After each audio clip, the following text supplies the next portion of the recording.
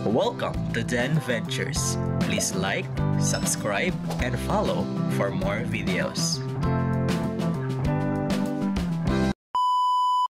Good morning mga ka-Den Ventures. For today's video, ipapasyal ko kayo dito sa Goshen Mountain View na matatagpuan sa Barangay Pandanon, Silos, Murcia, Negros Occidental.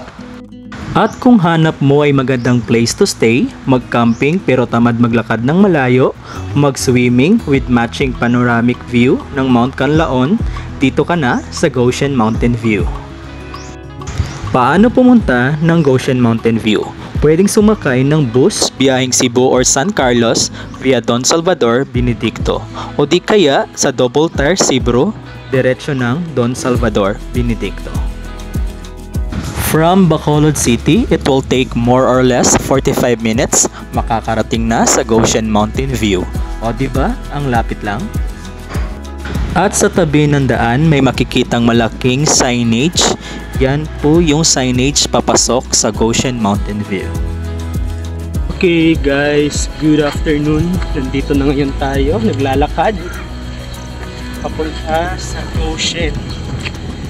Overlooking, nakita yung Mount Canlaon. Na swimming pool nila.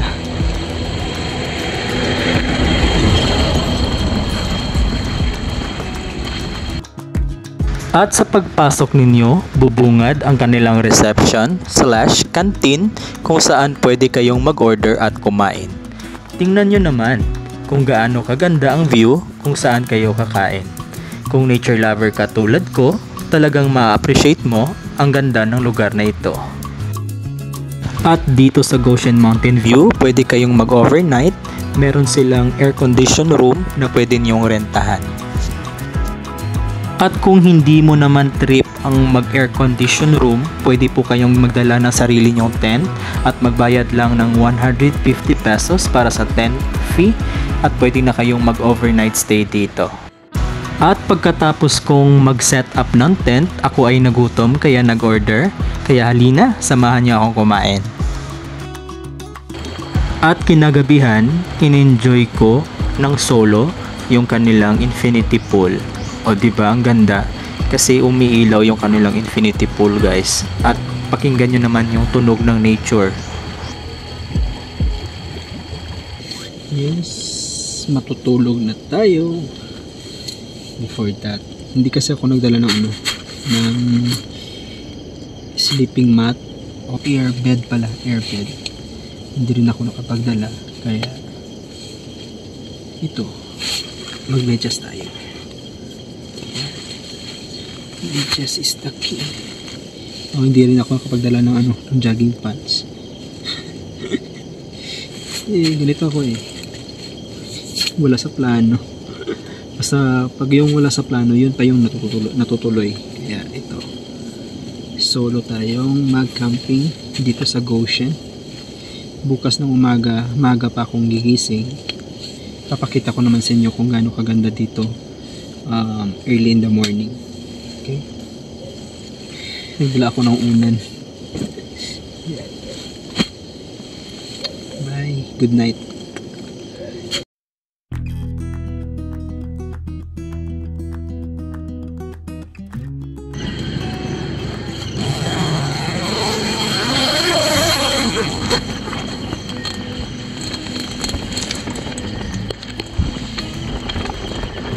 Good morning guys. Nandito ngayon tayo sa Goshen. Kanina pa ako nagising. Nag-time lapse ako. Ganito po yung situation dito. Bale, ito po yung view. Ayan. Diba ganda? Yan po yung bundok ng Mount Canlaon, pero nasa likod po tayo ng Mount Canlaon. Bale, yung nakikita nyo sa likod ko, likod po yan ng Mount Canlaon. At ito naman po yung tent ko. Diyan ako nagstay kagabi. Syempre dinala ko yung tent ko. Dito guys, bali 150 pesos yung tent fee. And then kung gusto mong maligo ng swimming pool nila overnight, 150 pesos. Pero wala po silang entrance dito, kaya maganda. walang entrance fee. Yan, maya-maya dito tayo kakain sa kanilang kainan. Yan. At yung background niya mismo yung Mount Canlaon. Puntahan natin, syempre itutour ko kayo.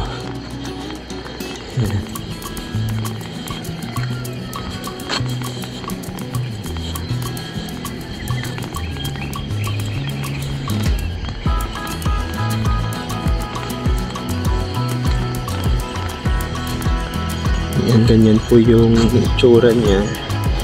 At maganda po dito habang kumakain kayo, overlooking, diba? Yan yung makikita nyo, yung Mount Canlaon. Diba? Ganda. And masarap yung mga pagkain nila dito, guys, in fairness. At ganito po kalawak. Pwedeng barkada, pwede pang pamilya. Yan. Siyempre, iikot ko pa kayo. Punta tayo dun sa kabila. Meron din sila ditong kubo. Yan. May kubo din sila. And may mga cottages din. 3 cottages doon. And then may shower and comfort room dun sa pinakailalim.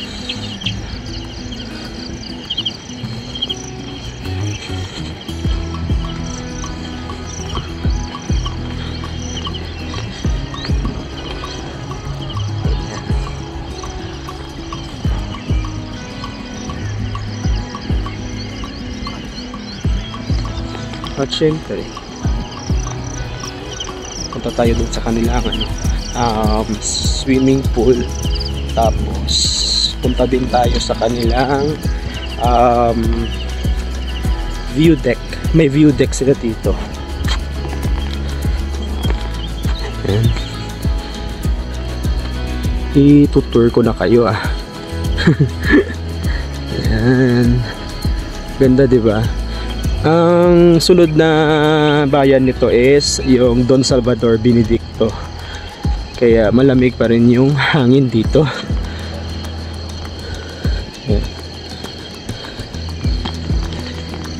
Kaya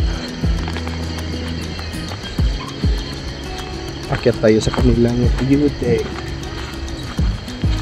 Morning.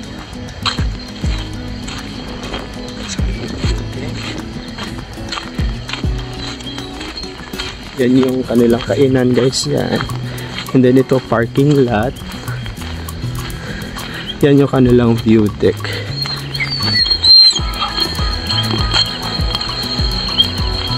Yan yung kanilang view deck.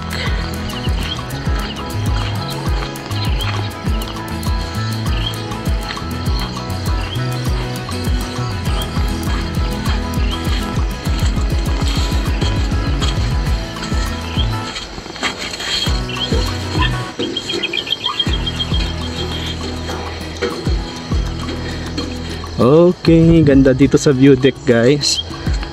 Dito sa view deck, tanaw na tanaw mo yung kanilang infinity pool. Ang infinity pool nila nakaharap mismo sa Mount Canlaon. Diba? Ang ganda. Yan, guys. Ang ganda dito, promise. Hindi ka magsisisi. Walang entrance fee. Diba? Walang entrance fee. Kung gusto mo mag-overnight, pwedeng kumuha ka ng room nila. Meron sila ditong available na room. And then, meron din silang mga kubo, cottages. At kung gusto mo namang magdala ng tent, magbayad ka lang ng tent fee. Yun lang. Katulad ko, nagdala lang ako ng tent. 150 pesos. Diba? Tapos, 150 pesos din para sa buong araw at hanggang gabi na pag-swimming. Ang check-in nila dito is 2 PM ng hapon, and then ang check-out is 11 AM kung mag-overnight ka. Yun. And then maraming din dito day tour lang. Kaya pumunta na kayo dito sa Goshen. Yun. Goshen Mountain View. Yun lang.